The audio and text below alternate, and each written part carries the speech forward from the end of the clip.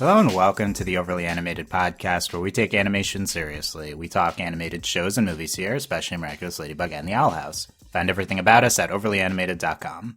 I'm your host, Dylan Hysen, and today I'm joined by Michelle Anderer. Hello. And April Collins. Hi there. We're back to talk at The Owl House, the second special from Season 3, the final season of The Owl House, For the Future, which aired last night on the Disney Channel and is also available for free on YouTube if you've not checked it out yet. Can just search for it there. Very excited to get into everything from For the Future, jam-packed episode. We're going to have a lot to talk about. You can check out our podcast on the first special, hear what we thought about that one at overlyanimated.com or search for Overly Animated anywhere you listen to podcasts. And I think we're going to get into it pretty quickly here. We're going to get into spoilers right away, so make sure you've seen the second special here For the Future, and then come back and listen afterwards. Spoilers for the first two specials of Season 3 of The Owl House. Michelle, what did you think of the second special?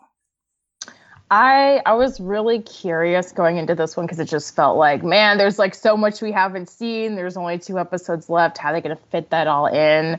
But I actually feel pretty all right with the direction it's taking at this point. I love like getting the Palisman stuff. I was wondering when that was going to happen. I love being like, they kept us really guessing for the longest amount of time possible about what it was going to be. And I love that it's like a snake shifter. I love that his name's String Bean. Like all that's so good. Seeing Camila like just being there for Lutz and like also like looking out for Willow a bit, like all that stuff was just so nice because I was also wondering how she was going to be interacting with this entirely new world. And honestly, like she took to it a lot better than I expected. Like she, of course she was like surprised and uncomfortable, but then she'd immediately be like, oh no, this is fine, right? This is just how it is. Okay, that's cool. And that was great. Like, oh my God, the Hollow stuff. Definitely gonna talk about it more. The collector lore. Also kind of like unexpected, but happy to have it. And like, honestly, like I think King was really strong this episode. So there was a lot to enjoy. I think like for me, the part I was least interested in was the school stuff, but like, that's okay. I don't mind having it. But it like, I kept being like, well, what's Goopy Belos up to? Like, oh, is the collector gonna try to kill? Like, I want to go back to literally anywhere else, but it wasn't a bad place to be. It just wasn't like the thing I was most interested in. But overall, I really enjoyed it. Nice. And very good restraint on the Hollow. Only a brief mention. Oh my God, it's hard though.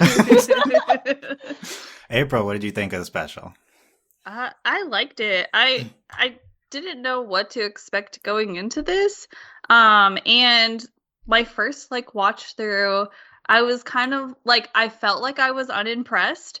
But then my second watch through, I was like, no, all of this makes absolutely like sense. Like this is perfect because like I really liked that we sort of we took the time to like establish the world that the collector has now created, rather than just like throwing everybody into it and then just trying to kind of figure it out. I really loved Camila. She's so sweet, and I just loved like her complimenting the like everything that she saw, and sort of like at the same time questioning the logic of it all. Which like every time that she had like a comment, I just laughed because I was like, "Same, Camila. I totally understand you." But I loved. Like, I do agree that, like, King was a very strong character. The Huntlow was wonderful.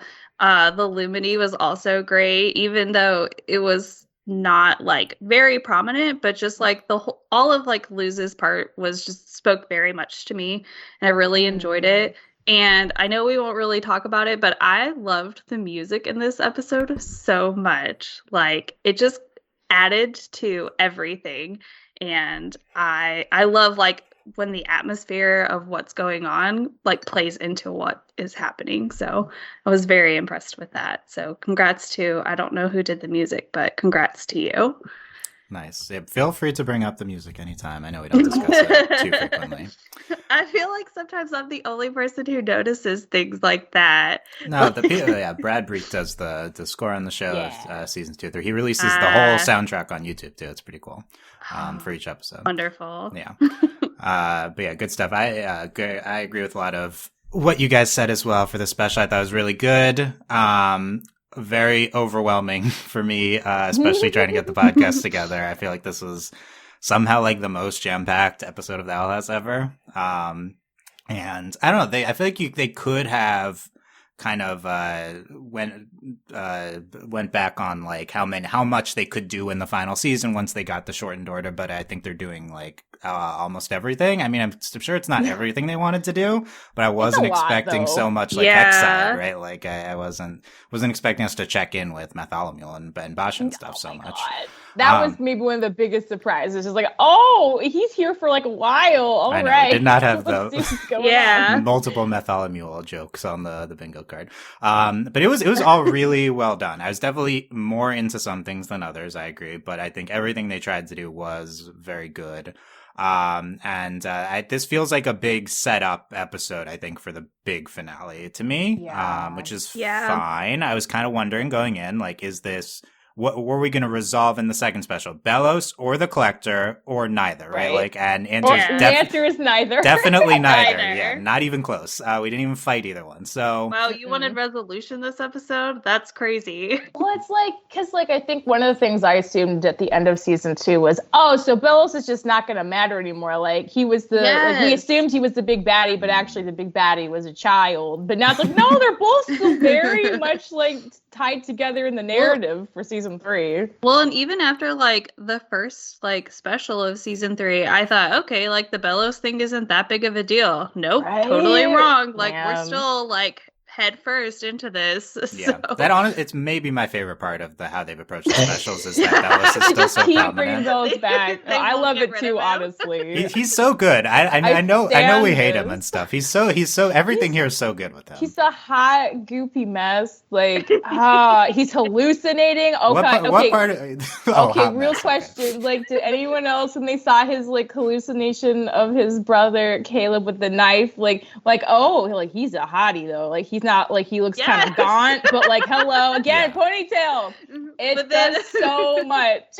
But then he looks so much like Hunter, but then also doesn't look like Hunter at all. Older, yes. We deserve Caleb in the last special. Until we'll see. But I really just we've seen, and now that we saw the hallucination too, I feel like we need him back somehow. I don't know. I hope so. But I don't even know what we're saying. He's not even like fully hallucinating. Sorry, this is totally. Maybe there really goes. Like, who knows? There's magic there. Yeah, well, I guess it could be magic. Well, it's interesting because most of the time when you see hallucinations, like the hallucination interacts with the person who's seeing it, but like this hallucination is just like hanging out, like just passing judgment, silently. Just looking disappointed. Yes, with the knife. Yeah, but to wrap up, I guess, on the thoughts, and I also really enjoyed all the Collector stuff and the world building, and I definitely want to get into that pretty soon. And I was really struck by how gorgeous every frame of animation was in the special. I think this is like the most gorgeous episode of the house. Like, there's like every single scene looked really good. It's definitely really nice that even with the condensed season, they've been able to use all the resources available to them. I thought it was just incredible looking throughout.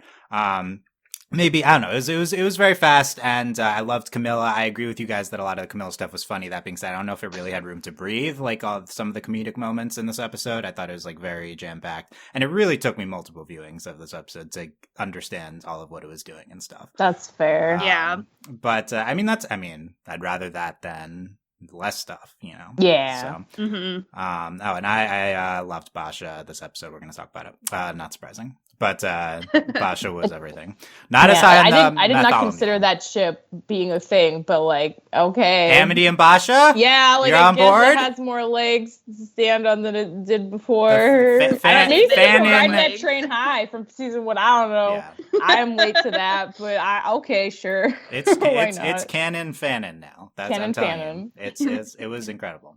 And my least favorite part of the episode was Kiki Moore. I don't know if we need to. Yeah, okay, I'm sorry. Like, Kiki was so fun, like, end of season 2, but I'm just like, Kiki, what are you doing? This is the dumbest plan ever. That was worst surprise ever. Yeah, man, she's got to get her stuff together. It really just felt like Kiki was there because we needed to fight someone, but we didn't want to fight the two main people yet. Yeah. Antagonist, we needed something to prompt, like, everyone using their magic, essentially.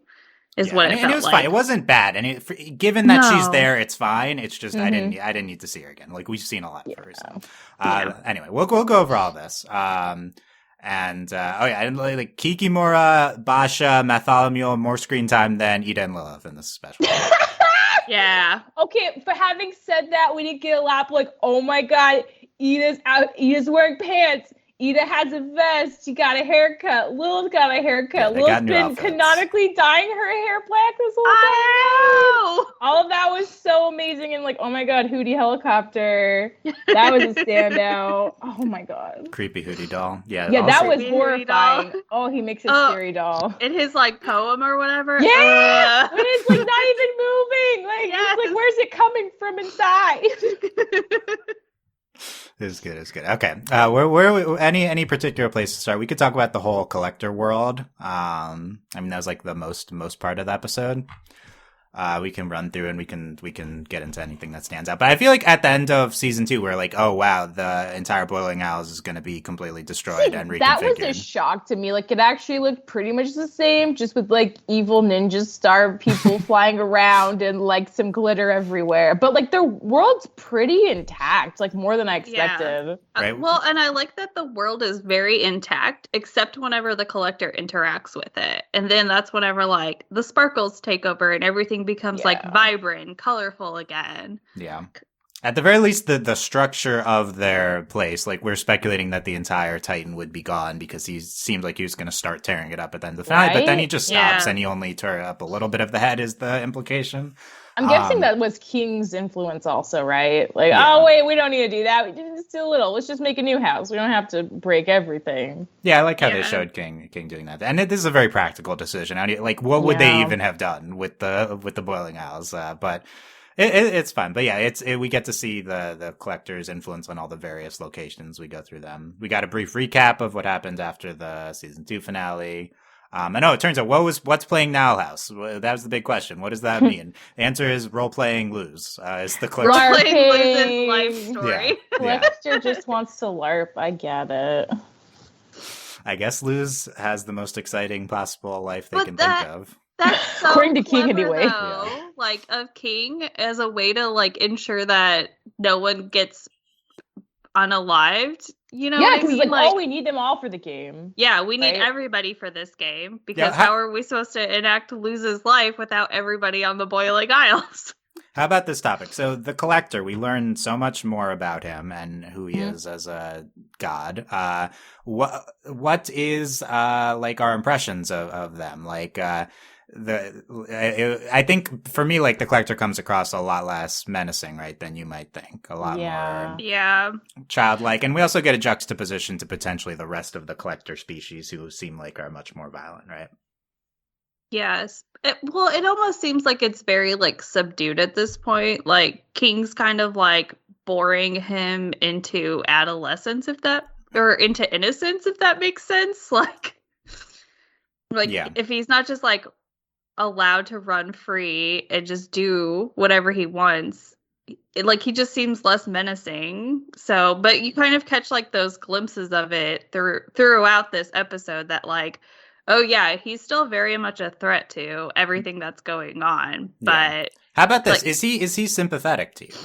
Oh, I would say so. I mean, he's a child, so I think it's that thing of like, well, he has all this immense power. He's potentially threatening. It depends on how he uses that power or not.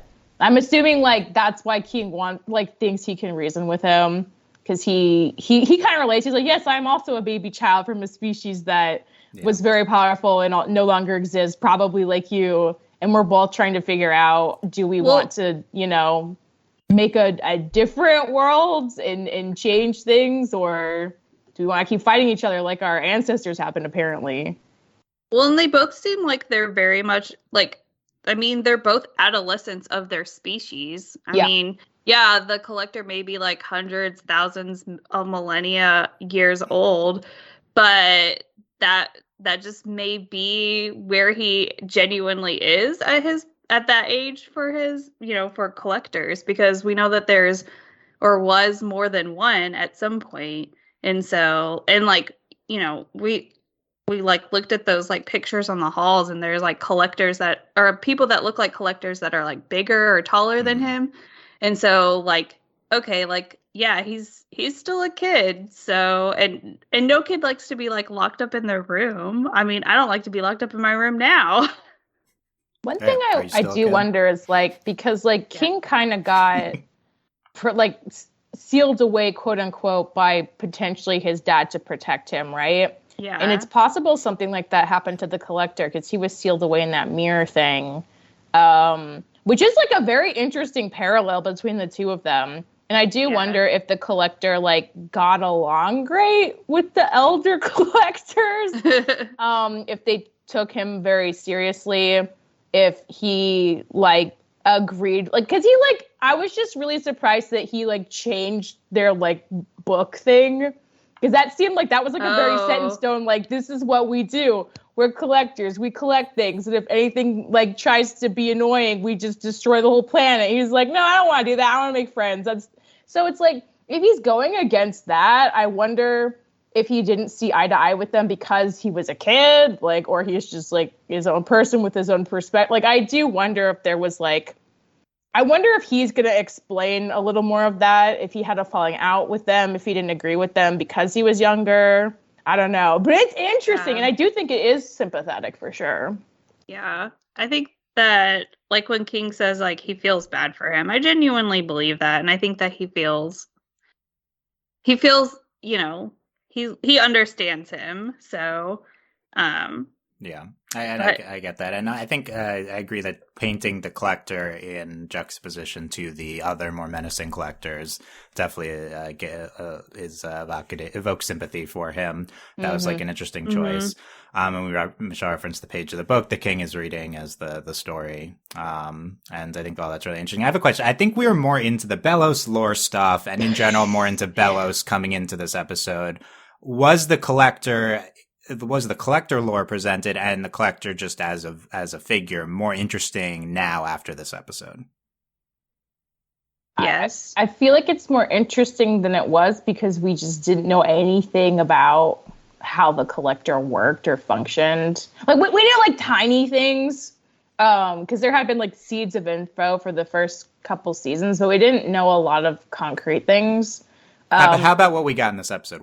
Did you like that, Michelle? Was it like particularly interesting? Yeah. No, I think it's interesting. I think like personally, I'm always going to be more invested in Belos just because like he's a petty like human idiot. And whereas like I feel like the collector's drama is much more like on a grander scale, which is like a different kind of thing. But like it will be personalized through like his parallel with King, like them deciding what they want to do in the future. Thinking about their legacies and their opposition to each other, if they want to continue that or not. Like, I do think that helps personalize it and make it interesting, but like, I just feel like Belos' whole situation is just so fraught and angsty and just like such a hot like garbage fire in a way where like this seems like King and the collector seem like a more like straightforward, like, yes, battling people with immense power, canceling each other out, and how do you move forward from that? It just feels a lot more like I see the path forward a lot more clear than I do for Belos. Like, I can't imagine Belos is going to survive this. He's so on his last legs. But that, I don't know, they feel like slightly different kinds of struggles going on.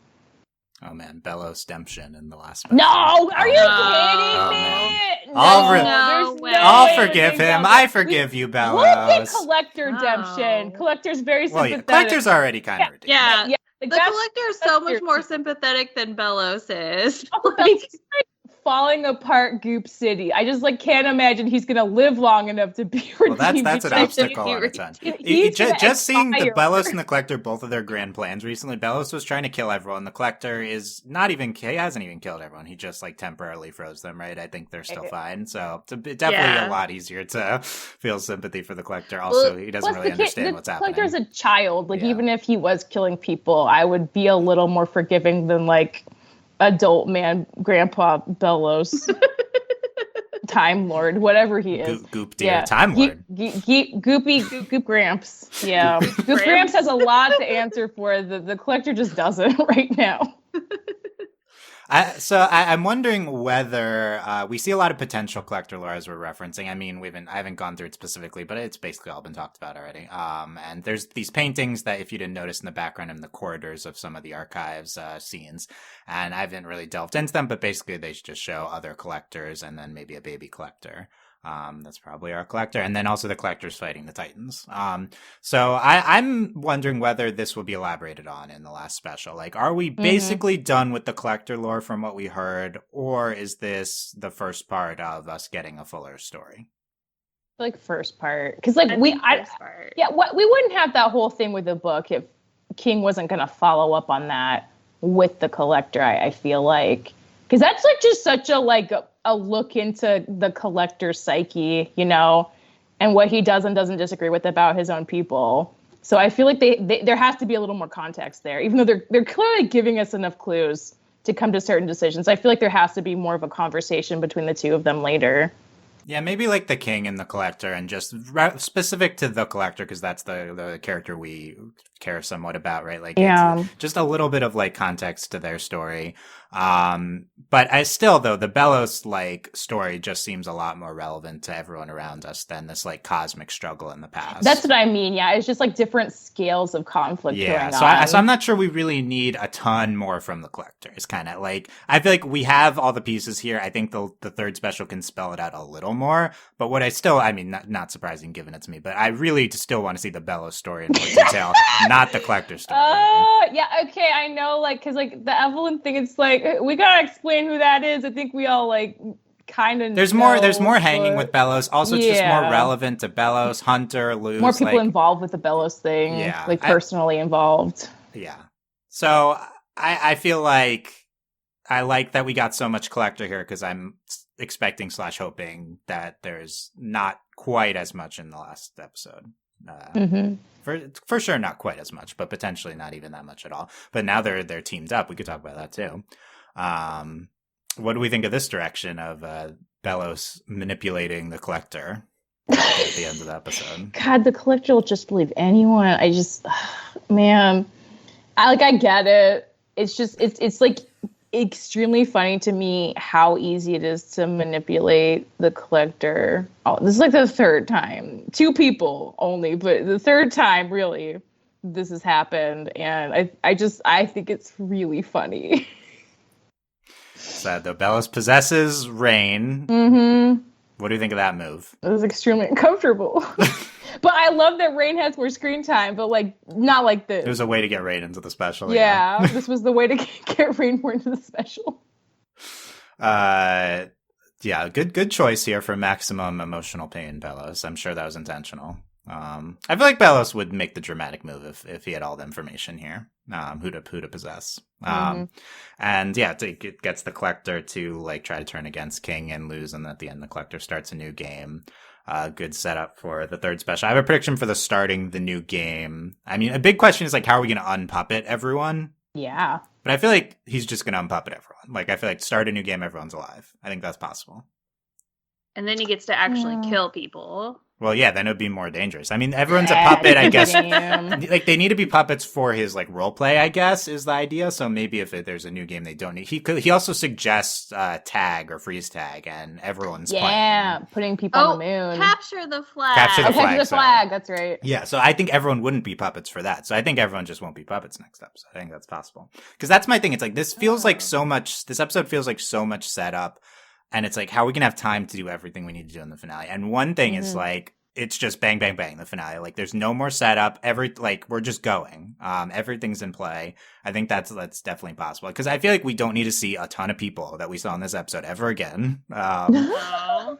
And even like Willow, we concluded Willow's stuff. In the this Hunlo episode. stuff, like, I was glad that Willow got so much focus this episode. Hunlo seems done until that epilogue. Yeah, they touched Pinky! Oh my gosh. That means they're married. Together forever.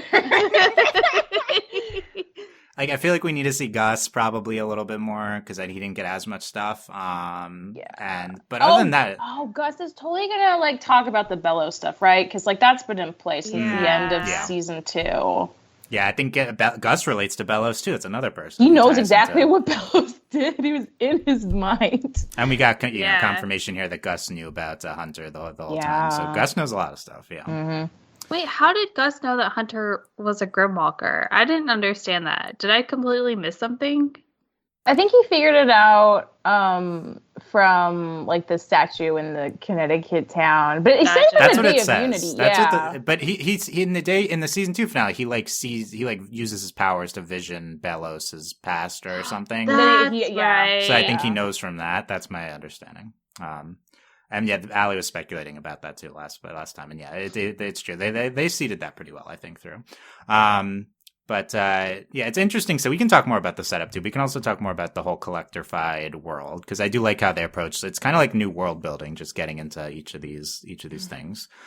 We see the empty owl house. Also, I can't believe they took all the furniture. It's just so like petty. They took the couch. Who took the furniture? Whoever was vandalizing it. Who did that? I don't know. They took everything except the nest and the fridge. Like, that's pretty thorough. It's like Grinch level thorough. Grinch level. Except they left that one apple, which is still not rotted, apparently. Yeah, oh my god. We get to see the house. We get to see Bonesborough, which then gets transformed when the collector comes to play there. Tara playing Ida. It's pretty fun. Man, she was too honest, but I was also kind of like, dang, if you're going to go out, might as well just say the whole truth out loud, huh? That felt I died. Felt like oh, her. I can beat Ida. I like musicians. Oh, no, that was so good. Oh, my God. That was one of the parts where I screamed really loudly. It was so good. With good reason. I couldn't believe it. I love that, like, everyone knows that they're in love. Like, everyone's aware of the covens.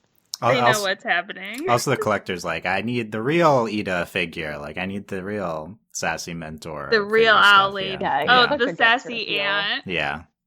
That was pretty fun. I think when I was watching it, I was just like, just say MILF. Like, we all know what you mean. Oh, my God. Yes. Oh, my God.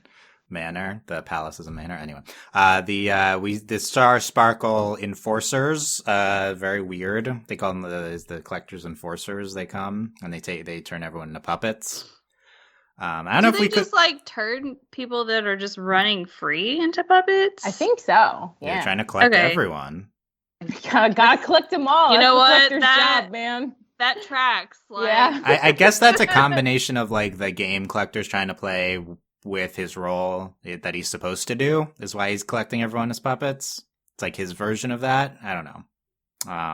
But I feel like we'll I don't know. There has to be like an explanation behind that. You know what I mean? Like it doesn't seem like he feels the need to fulfill his like species definitely obligations. Not. Yeah. But it still maybe has an influence on him. Like of all the things he's like, I'm just gonna make everyone puppets. Like who thinks of that? Also, the archives on top of the Titan Skull. I got the impression, I don't know if you guys agree, I got the impression this isn't like our collector's invention. This is like a cosmic collector thing, maybe? Oh, maybe. Yeah, because they go, like, I don't know. Like, I assume because they're just called collectors that they go from planet to planet collecting, like, species and such. Yeah. So that's just their whole goal. So they could this could be their home base, and they could move this around. Or they each have their own archive. And they could each have their own one, yeah. But it just seems like a weird fit for our collector. I feel like you wouldn't have chosen this specific place. But yeah, it seems like an adult word for it. You know what I mean? Like, why wouldn't he call it like his toy chest or something? Yeah, I feel like it that? is his toy chest. He's like, I don't keep my archive things like in the archive. I like take them out and play with them all the time. he takes them out of the boxes. They lose all of their collector's value. Collector value, lol. Odalia is in the archives. Mama Dahlia. Oh yeah, she's just hanging out, putting away toys, making pizza bagels. I'm like shocked that she like talked her way into not getting puppeted, but that tracks for her. Yeah. Maybe not her husband. Maybe he's a puppet, but she survived. Yeah. Did he? Wait, didn't he die? Wait, we don't know. Did he? I don't know. I don't think we knew. I don't think we know. Yeah, TBD. Okay. TBD. We don't know his fate either way, I guess. And he's like a space room that he sleeps in with King. I don't know why the collector needs to sleep. Yeah, that was a very cosmic, just like, oh geez, yeah, this child is extremely powerful. Yeah. Yeah, I mean, it could be decoration. It's not. Do you think this is a real planet and stuff? It could be a real planet. Look at that kid. Look at what snapping does. You can do whatever. I think it's a real planet. That makes sense. That tracks for me. Yes, they just go into space. It's like they go into they teleport when they go into the room. They go to space somewhere else, but they can sleep and breathe there and stuff. And King's fine. I mean, I guess they're both gods, so maybe they'd be fine anywhere. Yeah. And then so we see Ida and Lilith finally. So this whole thing is a little complicated to track because it kind of moves very fast, but King is like pretending that Ida's still the owl beast, even though Ida came not from being the owl beast, but except the collector did turn Ida and Rain back into normal, or Ida and Lilith back into normal. Yeah, like did Lilith get got for sure? Is she in hiding? Like we saw in the opening Lilith get turned into a puppet. Oh, we did. And then it's referenced later that King said that he agreed to turn you guys back. Yeah, it's a lot of like really fast backstory and stuff here. They're juggling so many balls with everything in the air and multiple like time skips and stuff in this. It's very impressive and like I think potentially like way over ambitious, but I mean it's good what they did. But also they didn't really have a choice. But it's also comes from constraint, because they would have told it over a longer time if they could. And Lilith's making Ida's potion now. It's a new potion. Yeah. But it seems to be working really well, which is like amazing. If everything goes back to normal, they won't have to pay for that anymore, at least. They can just make it at home. That's true. I guess, that's our resolution to the potion stuff, potentially. Lilith knows how to make it, which is cute that they'll be helping each other in each other's lives in the future, hopefully. And Michelle referenced their new outfits and stuff, and Lilith has the orange hair. Good. They both kind of have shorter hair, I think. Ida really had a chop done. Yeah, she did. And it looks good. It took like 10 years off her life, honestly. It really did. She looks so much younger. And still has the one arm after Day Unity. We got hopefully more from them, and they're in like some room, even though it looks like a forest or something. Again, well, it's her cage, is what I think King called it. Yeah, because they went through like the bars. There's bars. It says it's her room. But yeah, the rooms don't seem to work the same way in the collector archives. Because I mean that's very obvious. But I do love that like Ida's like, oh, I'm gonna try and test this out, and King's like, can you just not continue to do that? She steps over the red line. Yeah, and all the coven heads too, and then they come to life. Yeah, we've all seen them collector spying on them. King ultimately just wants to talk to the collector, so that's kind of in play into next week. Even though Belos says the collector misunderstand from the inconvenient cutoff of when they were talking. Dang it, Belos! Dang it, Belos possessing Rain. Belos in goop form. First off, leave Rain alone. I like to think Belos chose Rain because Rain's like extremely powerful and great, and he like I could sense that. Like, I feel like he chose maximum emotional pain. I think that's his motive. God, yeah. Okay, he was like, "What's really gonna hurt everybody?" Rain. He's like, "I'm going down, and y'all's love life gonna go down with me." Yeah, I guess he does know about this because Rain was a covenant for him, so I guess he might know some of the stuff. He might know some. I think he just knows that Rain. I mean, we've been proven that all of the coven heads apparently knew about Rain and Ida. Yeah. But I also just wonder if like he just remembers that Ida and Rain were like close, maybe not like romantically involved, but like Rain had helped Ida and vice versa. So I wonder if he's like, this makes sense for me. Yeah, good. Yeah, I love the idea Good that choice, he's choosing Belos. pain on purpose. Yeah. Okay, It tracks for his character. Tracks. Do we want to talk more about the Belos lore in this episode and get into all this? What? I don't know what more lore there's. I mean, there's not a ton here, so we can go through It was more like confirming things that we pieced together. Right. So we talked about the vision of Caleb with the bloody knife, so that we knew that from the portraits and Hollow Minds, but that's, I guess, a little more clear for the audience about what happened. Although still, I feel like they need to say he killed him. I feel like it's not. Well, I guess they said it. Someone said it. Well, he said no. They like, said he had saved his. He was trying to save his soul. Well, that and they also say it on that like haunted hayride. Yeah. I feel like Luz says it to him at some point. I don't know. It's a lot of here. Anyway, that's it's true. One thing. He's never straight up admitted it though, for sure. Yes, maybe because he doesn't believe. Yeah, he doesn't believe. Yeah, he's like he doesn't yeah. think about it in those terms. He's like, no, I definitely try to do a good thing, not a bad thing like murder. I legitimately saved my brother by unaliving him. Yeah, saved him. Michelle, what do you think though about Belos' secret Grimwalker hideout that we get to see? Well, I love that he had this away from like his main working place. Like I love that it was like hidden in this like underground cavey place where like nobody knew anything or could find anything. It was a bit surreal to see like all the stuff from like the portraits in his mind like actually existing, especially like the hand poking out from like one of the tubs. Yeah. Oh God. Like I never imagined that was gonna come back IRL, and it did, and it was so gross. I mean, it's like, honestly, it's just like feels really sad and like, man, you really like made the worst decision and doubled down on it for like 200 years, huh? This is amazing. This is a terrible decision. Let's double down on it.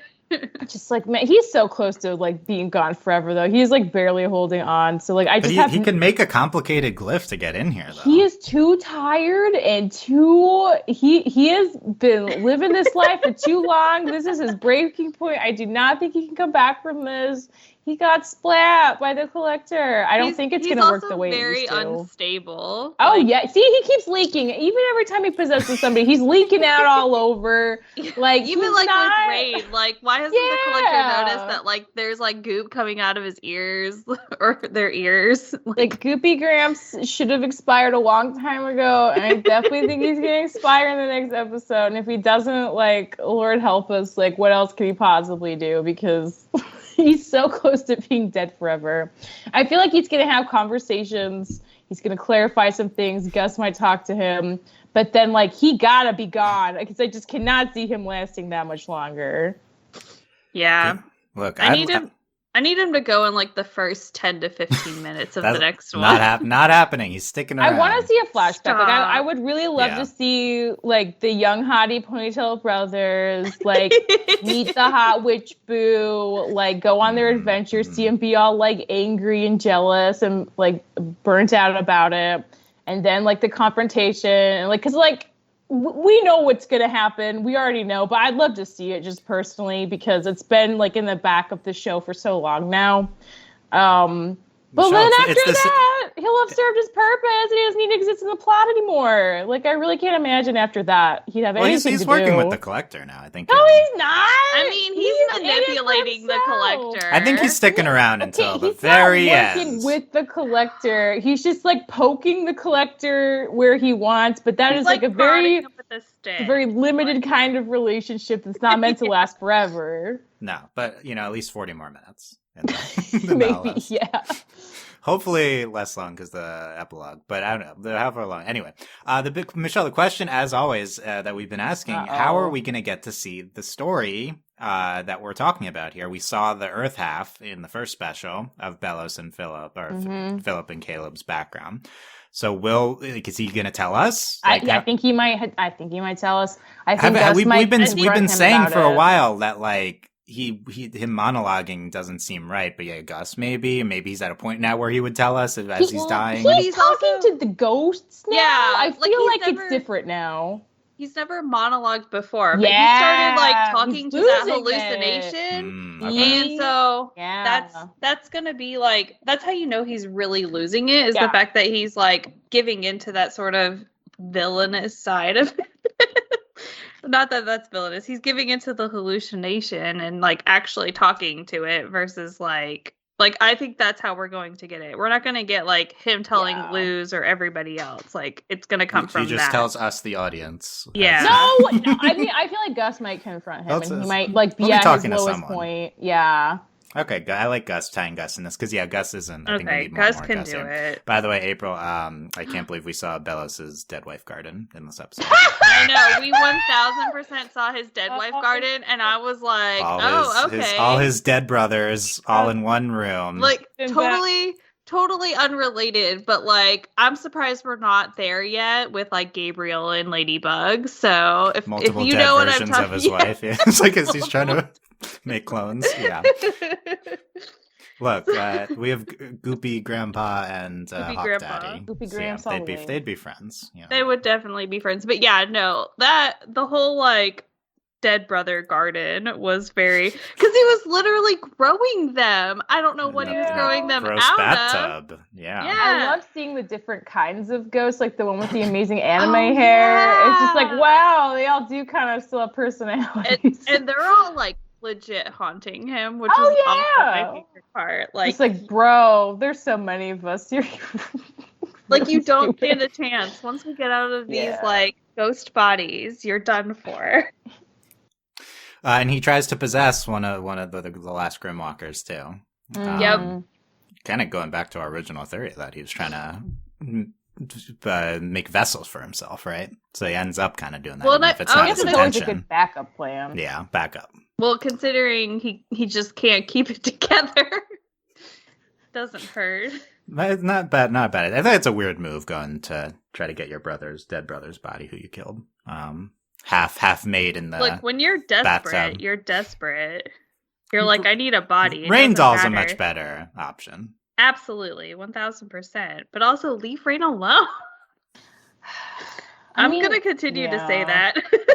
I feel like once Belos gets out of Rain, maybe Rain will stop being a puppet, and then Rain can reconcile with like maybe. Well, so I wonder if there comes a point where, like the Collector decides that possessed Rain is their new best friend. And they're like, I'm gonna unpuppet you, and then like that's how we get like Rain back, but then forces Belos out.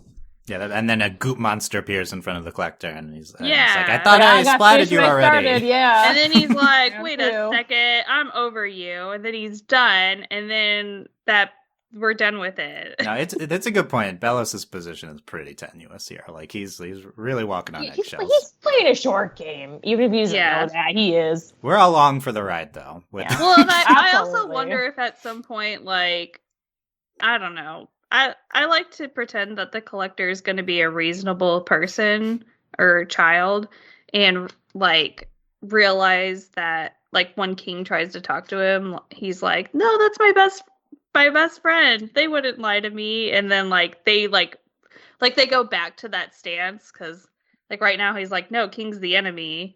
But I feel like it would be very like logical, or it would reside within a child's mind to be like, no, this person's been lying to me. You're actually my best friend. Like, I was just kidding.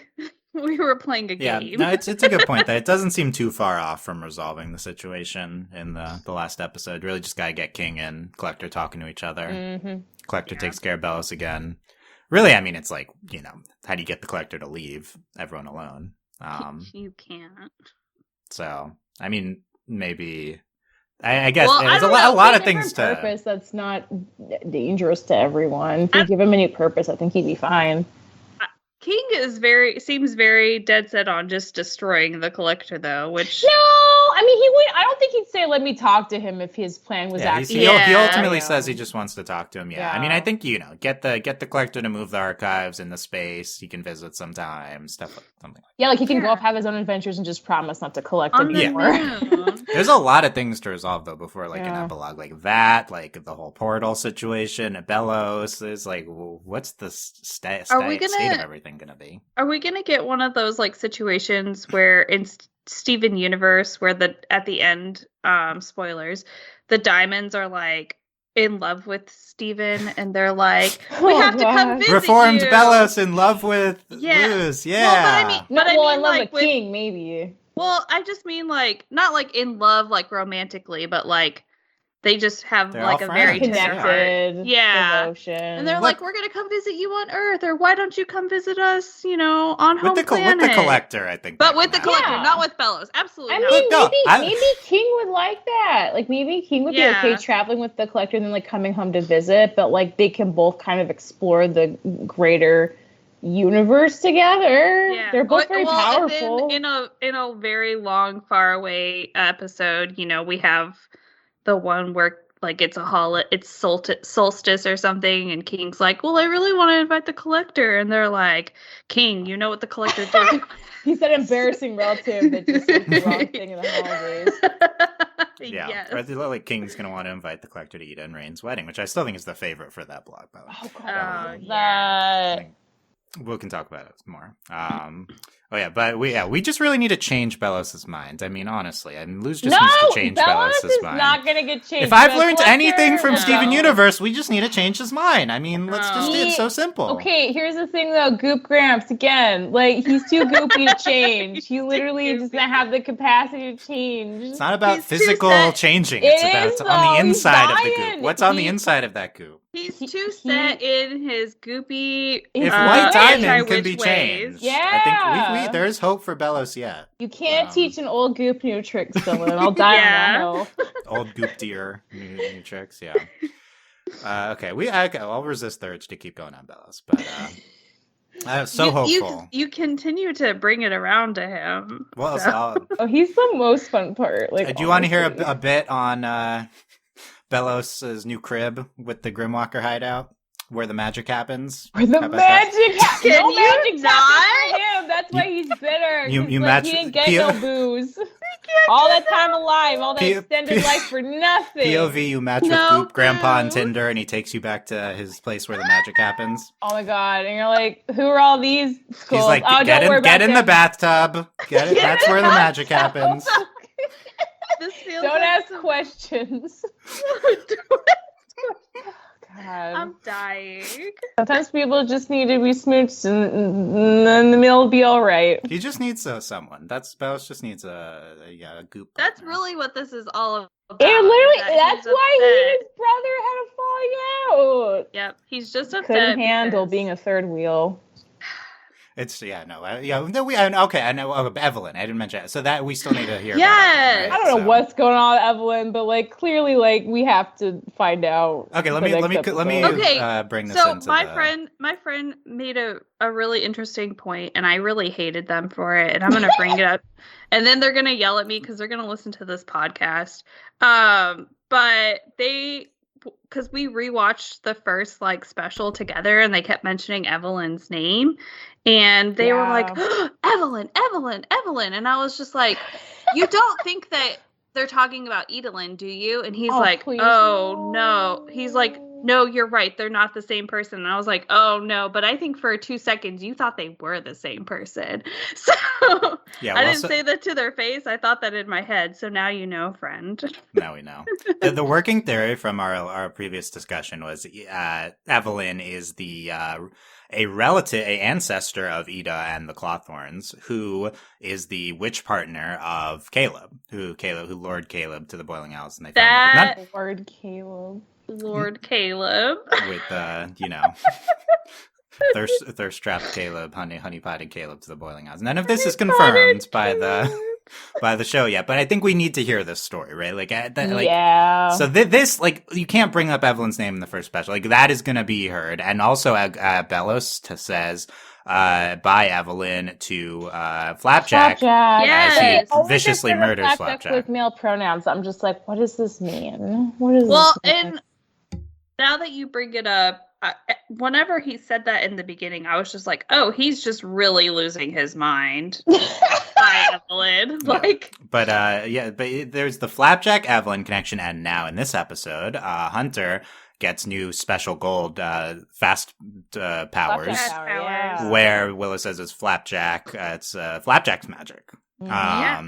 And potentially Flapjack could be Evelyn in some fashion, whether it's literally Evelyn or is Evelyn's magic, maybe like the last thing she left behind, or her Palisman, or Evelyn's Palisman, like that. Like the last even though we thing, think it was Caleb's Palisman, so it's Well, it could have been Caleb's Palisman maybe they shared a Palisman, yeah, something like that. So there's some tie between Hunter now, his gold powers, Evelyn, the Clawthorns, Caleb. We still need to learn this whole connection, and to add something on top of this. The big question from this episode is in the beginning. Luz is in the in-between for a few seconds before she comes into the Boiling Isles, and we see a figure upside down approaching her in the distance, and I have enhanced the image. Yeah, you really enhanced it. Enhance. Really did. Yeah. Flip it around, enhance, and so let me walk you through my journey with this. I initially thought gold bat, right? Gold, no, so this is before I enhanced it. I was like, oh, this is a gold person, and Hunter's powers are gold. So I thought that that's connected, and this might be Caleb is stuck in the in between. But the figure looks like well, now that you enhance it, could, really see now it. That I see it, this looks like either a Titan or a Titan Trapper. 100% Titan. Look at that skull. Well, I was thinking Titan Trapper because they would wear the skulls. This is what we saw the Titan Trappers look like, but of course they were trying to look like Titans. Like when that one came to deliver that letter to King, it looks like Judy ate it. Yeah. So it's a person, if you haven't enhanced it, they have a king skull on, they have wings. Big grandpa beard. Maybe a big beard. Grandpa beard. Big grandpa body, the jacket and pants. I've seen speculation being, is this King's dad who's dead? I don't know how that makes sense. Is this King from the future? How does that make sense either? Yeah. How does anything make sense? That makes less sense. But until you enhanced it, I did kind of enjoy the idea of maybe that's like Caleb and he's stuck in the in-between. But now, the second I thought that, I'm like, I need Caleb back for this finale. Like, I feel like that would be so good. He gets to actually confront Philip. But he doesn't bear any resemblance. But he doesn't look like him, unless it's Caleb dressed up like a Titan Trapper. Like it can't. It's not him. Yeah. But maybe I don't know why that would make sense. I feel like it makes the most sense for it to be King's dad, just because King's dad. And they mentioned this, like they've mentioned this several times, but even in this episode, they talk about how it's like, the Isles are powered by the Titan's magic. So to me, it makes sense that the Titan spirit would like maybe be in the in-between, because his essence is connected to anything magical in this realm anyway. So why wouldn't it be him? Like, he's the most logical, to me, choice for who that is. Yeah, it could be the spirit of King's dad. So and he's like, he can explain stuff. Like, I don't know why he's all tired walking around waving it Luz, but like, he's got stuff to say. He's like, hey Luz, what's up? Yeah, he's probably got really good info that he could share if they go back and talk to him. And I bet he has like some good lore to share too. Well, and something else that we haven't quite yet brought up is that how are we going, like, what are the plans to get back to the human world? Yeah, we need to resolve the portal situation. Because, and that was something that, like, slightly bothered me about, like, the whole, like, Luz still... I mean, I love Luz, don't get me wrong, and I don't want to sound mean, but, like, her sort of, like, being all, like, oh, like, I'm going I'm going back to the human world melodramatic, after is that what this. you're trying to say? Yes, that's the words. Words fail me. But her being all dramatic about it, I'm like, girlfriend, right now you're stuck in the demon world. You don't really have a choice at the moment. You couldn't go back even if you genuinely wanted to. Like, your so mom's stuck here. That's true. So first they need to figure out how we get back. Then they need to decide who's living where and stuff like that. Yeah. But it's a good point. How does the in-between factor into that? And of course, the other thing is in the episode Yesterday's Lie, Luz heard vague voices that we have no idea in the in-between, so they could come from this figure, who we see in this episode.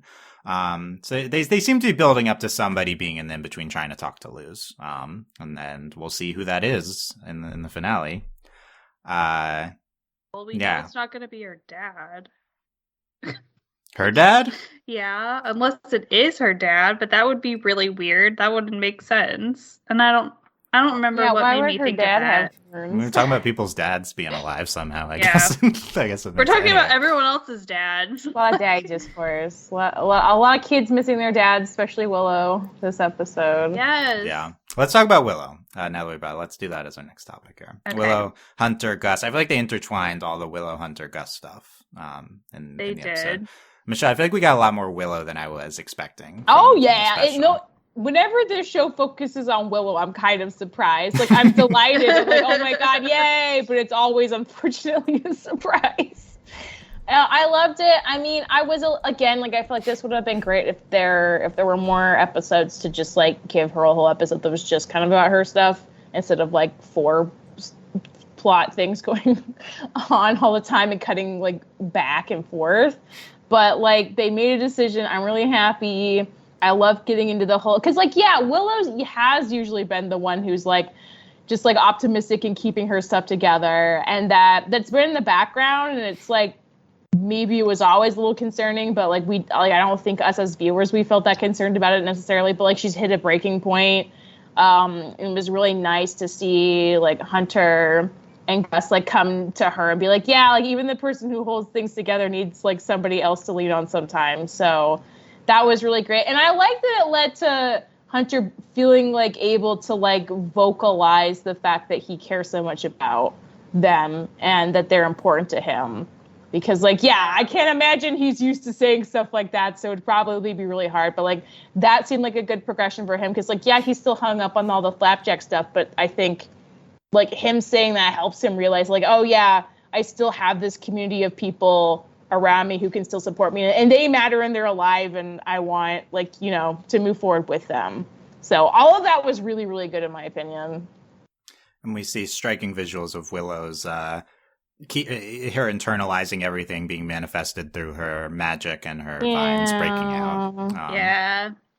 Also, so sweet that Camila, like, noticed something was wrong and tried to get her to talk about it. And, I mean, you can't blame Camila because she really genuinely tried. But, I mean, if, like, Willow doesn't want to talk to her, then she doesn't want to talk to her. Which is honestly, like, not surprising because, yes, they've spent, many months together. But that's not her parent. And... that's still more or less a stranger. Yeah, a stranger to her. So, I mean, I'm not going to go around and just spill my heart out to people that I've only known a couple of months. I mean, maybe, but not like that. It takes her new support system. Yeah. To get her to deal with this. And and I think it's all really good. And then Hunter says, you guys mean a lot to me. And then at the end, Willow's like, you mean a lot to me too. And then their pancakes touching. It's so great. Oh my God. So cute. So innocent. Like, in my heart of hearts, if they had mouth smooched, I would have been so ecstatic, but I was ecstatic anyway because, like, one, maybe it's not the time. There's so much else going on that's, like, in dire need of, like, being seen to. But the idea that they're taking that first step to, like, they're on the same page, they vocalize these feelings more or less, like, that just feels good anyway, and I love it. And it makes sense for them. Slow and steady. Nothing wrong with that. Nice. Yeah. Yeah. Hunt kiss in the epilogue, potentially. God, don't tease me. Like, I feel like we're done until the epilogue, but anything can happen in the epilogue. Anything can happen in the epilogue. Also, I just want, like, Eda and Rain to kiss, like, so much. And if I have to choose, like, maybe it's their time because they're older. So... like, mature choice. Yeah, like, Hunt Low has time to grow and smooch all, but this. It would be good if this is it for Hunt Low. It would be satisfying, all right? Like, yeah. Yeah, they have a bright future. Hopefully, after all the other stuff gets seen too. Once we figure out the rest of, the world, we'll figure it out. Yeah. How about starting to move faster through various types? New Hexside, we even talked a lot about New Hexside as well. It's fine. Yeah, it's fine. It's fun to see the anarchy of children with no one in charge and trying to figure out how to move forward. And I guess I can see Kiki more because she's she got so burned by Belos. He chewed her out so much. He told her to go die in a hole, basically. That was just amazing. It was I assumed she would just turn on him, but no, it's more complicated than that. She just wants to I guess her idea is my semblance of control is manipulating children to start a new world order, which I can kind of see. She's still kind of a baddie. She's just she's. There also aren't really any adults for her to manipulate, so she's well, this is all I got, so. Yeah, other people at New Hexside, I agree with all that for Kiki. We have Bartholomew. Oh my gosh. I kept getting so upset about his name. His last name. Bartholomew is his last name. When Gus said that, I lost my mind. That was so stupid. That was probably, I think it was probably the funniest joke, even though it was so stupid. It made me so upset. And then I, as soon as they would say it, that's all I could think about for the next couple of minutes. It didn't matter what was going on the screen. Everything is so distracting. It moves too fast, and you don't have time to sit on Bartholomew. Yeah, because I was just no, Bartholomew is a name, and then I was no, wait, no, and then I would just get upset. So they're just saying his full first and last name all the time. That's crazy to me. I guess some people do that. We didn't really get Gus and Bartholomew culmination, but he was impressed by his leadership. Yeah, he had very little faith in him, as you should, but it was nice. You know what? Maybe there's a future for them as well. I don't know if I liked it just because it was the worst idea ever before, but now I'm going back on it a little. I don't know. Bartholomew's a lot. He thought him and the robot had connection. Yeah, maybe Matt's taken by the robot. The robot? Yeah. We'll respect it. Amity reunites with Amira and Ed fell into that was so sweet. Love them being actual teenagers with acne and glasses and broken arms. It's awesome. Yeah, well, broken a lot, yeah. And I love that Ed is just an idiot. Yeah. There was nothing in the well. That's not true. There were rocks. Yeah, there were rocks. We see briefly Viney and then Justice for Skara, who does a lot but doesn't really get any character stuff. But President Basha, though, most importantly, the student body president, despite there not being student body. I appreciated Amity being there's never been a student government. Basha, I was living for all of the Basha material here. Filling the mean girl void now that Amity is reformed. She's upset that her Grudgeby team was taken, and she wants Amity to come back to their team now. And she wants to do normal. She wants to do normal things and look great and play Grudgeby with her team. Honestly, goals, yes, 100% agree with that, Basha. Those are some solid priorities. And Luz took her basha girlfriend away, and that's kind of sad too, So she got a deal though. That's life, man. Sometimes that's life, Basha. Yeah, but life, Basha. Sometimes the humans come in and they just take over. Don't know what to tell you. Anything else from New Hexside? Do either you want to go over? No. I like seeing the headmaster try. He failed. He turned into a puppet, but he did try to do the right thing. And I'm always happy when he ends up not being the worst. That's still a bit refreshing to me. Also, the statue that they erected for. Yeah. Oh my God, the skateboarding statue. Okay, that was one of the jokes that really landed for me. I'm this is the stupidest thing. But I'm so glad the crew was is this a good idea? Yeah, let's do it. It was so fun. It was fun. Yeah, it was super fun. Okay, we haven't talked enough about Luz's new Palisman, string bean. Aw. But through the processes, Amity says we need to say your deepest wish to connect with your Palisman. I like that we get more backstory because in season 2, it's just like Amity had a Palisman one episode. Who knows how that happened. Yeah, Amity said she wanted to choose her own path, and that was her deepest wish. And eventually Luz figures out she just wants to be understood in a very dramatic shot. And then we see String Bean the Snake Shifter. String bean. I I never would have guessed a snake, but I love that it changed. Like, it just makes. I mean, we speculated on the snake last time. Why a snake? Well, snake was very prominent in the first special. There's a flashback of Luz with the snake skin. That's true. Even in the very first episode, she lets snakes loose into the school. She's like snake. I was so mad because I was just like, man, I should have seen this one coming, and I didn't. Like, they've been hinting at Luz's affinity for snakes all series. Yeah, at least the beginning and the end, and they went through all the guesses that the fandom was making, including bat, otter. I don't know what dragon. I don't know if I was talking about dragon, but maybe. And then snake, and I do think this was probably the number one guess, but a snake shifter, I guess it's like Luz's egg and could be anything, and so it's still kind of anything. Well, and Luz can be anything. Yeah, because like Luz has always been like that. She's like, I'm going to learn every subject. Like, I'm not going to be. Yeah. It's not confined to one like set thing. Yeah. I don't exist for the snake shifter. I don't know about the name String Bean personally, but it's very Luz. I mean, if the cute bee can be named Clover, I feel like the snake shifter can Clover be is a normal name. Not for a bee. It's not. Yeah. People are named Clover. You would need to be like Pollen or Buzz Grandpa's or children's String Bean. I think it's fine. Yes, ladybug references, but all the same. Flower or... Yeah, I like String Bean on the staff. I think it looks really cool. Yeah, when it's like for it looks like a Pokemon when it's on the staff. Well, it looks like Dratini. Yes, it's like a Dratini that's an Eevee. There you go. But yeah, any other String Bean comments? How about how this all went? How this all played out? I like I said in the opening thoughts, man, they really made us guess to the last possible moment what the heck it was gonna be.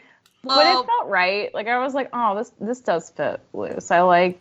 This feels nice, and I love the idea that Palisman's like to like make them actually you have to like reach such a honest vulnerability, and that speaks to the relationship, like the deep, intimate connection you have with your Palisman, and that's a big part of why they're so important to every single witch. And I like that. I think that's just like a great like world building choice. Yeah.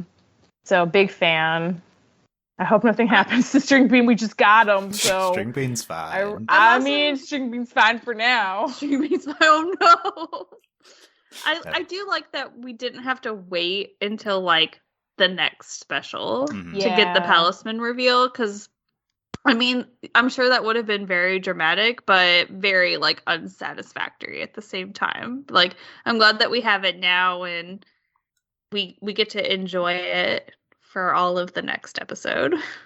Yeah, that's what I was saying. Like, I feel like everything except for the main topics are resolved now in the show. That's kind of what I like about the special. Like, the secondary stuff, even honestly, I think Luz's Palisman's kind of a secondary thing. Like, it's really just Belos lore. Like, what are we doing with the Collector and Belos? How are we getting back home?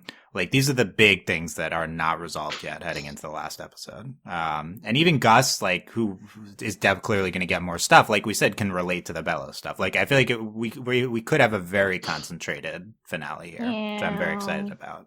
Yeah, it's going to be very busy.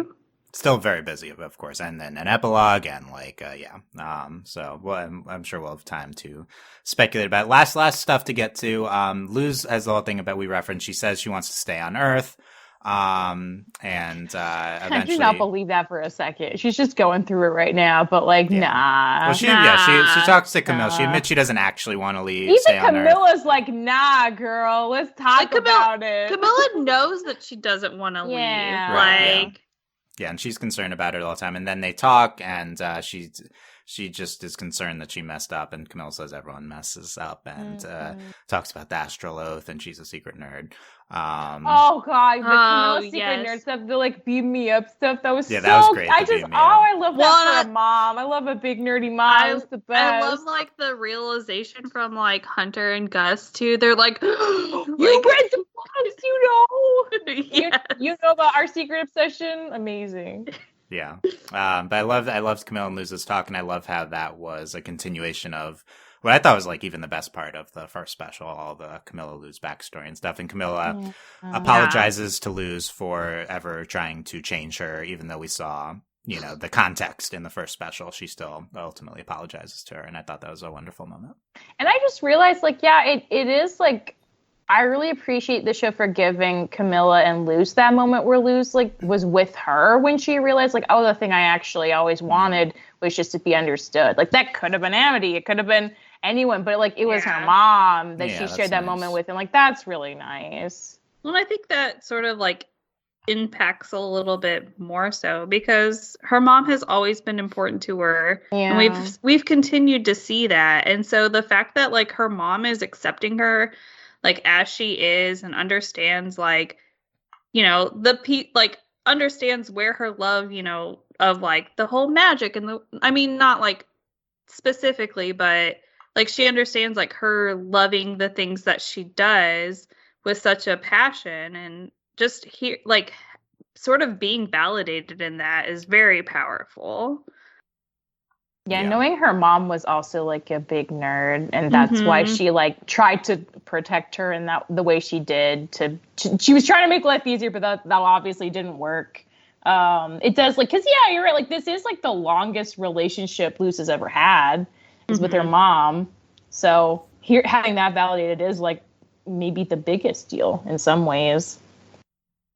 Yeah, I thought it was really good. I'm also glad that Camilla had that moment, and there's stuff here. One of my favorite parts of this episode, and I feel like they've really just nailed all the Camilla Luz stuff in season 3. It's been really great. They did, and it feels very like, I mean, it's I guess over in a sense, and it feels like it had a very satisfactory resolution. That's true. Also, this feels like quote unquote wrapped up, right? I mean, I'm sure they'll have moments. They're on the same page. Yeah, they're on the same page, and Luz's character too, because this was her big character arc. That was like her thing. This was like her arc moment for the whole show. Was just like wanting to be understood on a level. Luz's big character stuff is kind of resolved. I'm crossing my fingers that because Luz now had to talk with Camilla and she understands that everyone messes up and she can be chill, that she won't need to do a big heroic sacrifice in the finale. No, there's no way. I feel like both Amity I know, and but Camilla. every show does this. Oh my gosh. Yes, they do, but we're being set up for Luz it to not already happen. did hers. She already did it. I feel like this show has like bucked the tradition when it decided that like the confession was going to happen of the main romance in season 1.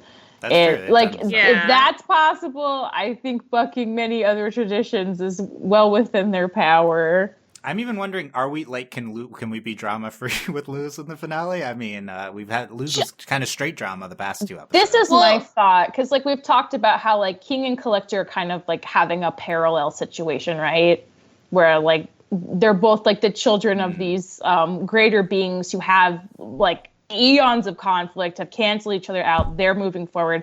Luz is that with Belos too. They're kind of parallel human going into the magic world characters who responded extremely differently. So I feel like wrapping up that, now that Luz has a lot of like clarity and self-assurance of who she is, now that that's taken care of more or less, like she's in a position to maybe like finish Belos off herself, maybe not the Collector, maybe her, maybe she confronts him, like who knows. But like I would like that thematically, because like they've always been kind of in play, that parallel of their positions in the Boiling Isles. And I would love for that to be like more of the showdown, just them facing off.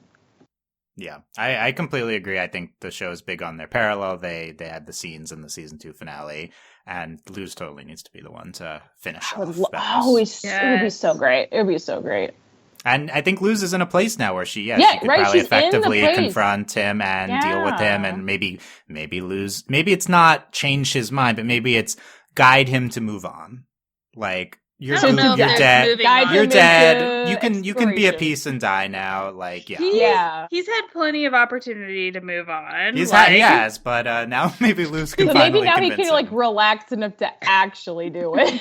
relax and actually move. Now that this Caleb thing is in my head, like the ghost of actual Caleb appearing and him getting to confront Belos one last Yeah. time, and like that, and then Luz talks to him, and then he moves on. Yeah. I feel like that's. I really want to see The Caleb. double push baby into the grave. Double push into the grave. Can we put goop? I guess you could put goop in a grave. Just kind of dissolve. Just put it in the right container. Oh, You might it's in a have to get some container? plastic. You Yeah, can it's in a find the bury grave the of the container. real Caleb and be like, go in there, be with your bro. Just don't come out. You gotta stay in there. We just Yeah. That's the assumed that deal. his brother was nice enough to put him in a grave. That's true. That would be no. If they He's hadn't so hung up on his brother. I mean, all the clones are proof of that. Maybe he has a grave. that's Well, a good, we he haven't does- seen the resting spot. on Yeah, him. the rest There's- is But also- it's definitely a special spot for. But from the for him. way that Special he's spot. like treated all of those clones, he literally just dumped their bodies They're in all a just pit. kinda, yeah. But and they're his- replicas. They're not the OG. He might Yeah. feel It's- differently about OG Oh, brother. man. I mean, Oh, we no. maybe this wasn't the dead wife card, and we're gonna see the real dead wife. Ooh! Last special. The dead Where brother. actual Yeah. dead brother is buried. Oh man. That's I'm exciting. gonna again. I will get a little pissed if we go to the grave garden, and then like and Clawthorn relative is and Evelyn. I just man. Yeah. We don't have That time happened, to go and to then like any Tina's there graveyards. somehow. She's like, wait a minute, what is this? Then this is yep. That we have to do that too. I guess it's possible they might not explicitly do that. They could just be an implication. We got time. We got at least 44 minutes. They could. and then we have to see the love Yeah. story between Evelyn and Caleb, and then Lumity can Flashback. see that. Yes. I feel like Luz and Amy need to be there for them for that story, and then they decide on their future after they hear what that story was. There's really a lot to do, even though I've said there's not. There's a lot of stuff. There's a lot of stuff to do. Okay, speaking of Lumity, last thing is the minor Lumity moments, including Luz blushing at Amity. It was magic. like that was a moment I thought was exceptionally animated. Just, Yeah. her holding the goop around and just like, Yeah. it was beautiful. It was very well done. in the owl house in the nest. Amity kisses Luz on the head, and the head supports her. Sweet. Yeah, and then at the end they're holding hands with during the string bean scene and admiring string bean. Admiring string bean, the stringiest, beaniest snake. As one does with string beans, you admire them. So yeah, not a ton of Lumity, but it really is. They continue to do a good job of making it very present throughout. Yeah. And I think we are set up for the remaining Lumity things. What being them deciding on their future, and then maybe having some sort of epilogue moment, and that's kind of all you really need from them at this point. So very excited to see that. Any other things, Lumity or otherwise, any other items we haven't discussed, Michelle? I personally am just happy Hootie had moments. Hootie, in this yes. episode. It was not a lot, but it was memorable, and sometimes less is more. And I think in the case of Hootie, it was the perfect amount. He protected his Lulu. Like, oh God, I love that, like, Hootie somehow unlocks, like, the extreme nerd that Lilith still is. Like, when she was like, I don't, like, his weird poem thing, like, it felt like Shakespearean, but, like, she responded in the same sort of, like, dialect, and it was just, like, so good. Like, the world is, like, crumbling around them, but they still have time for this kind of shenanigans with each other, and it's great. And I hope he gets to do something important in the last episode. Yeah, Jokes on they've us, really Hootie's snubbed the one who Hootie. saves the day. Yeah, I know. mean, yeah. As far as we know, Hootie, just like King the Collector, should have infinite power and unexplained origins. So I don't understand why it can't be like a three-team, a platonic three-some team, like all budding. But like, I don't know. Hootie's also doing his own thing. Maybe he doesn't want that amount of power. That's fine. Yeah, I guess he doesn't care that much. But no, they really built up Hootie to be like all powerful, and then starting in the season 2 wasn't finale, he just did us. It was nothing. there in the show. That didn't come from nowhere. Yeah, it's like he was all powerful, but only in a jokey way. So once the plot stuff happened, he's not allowed to help out.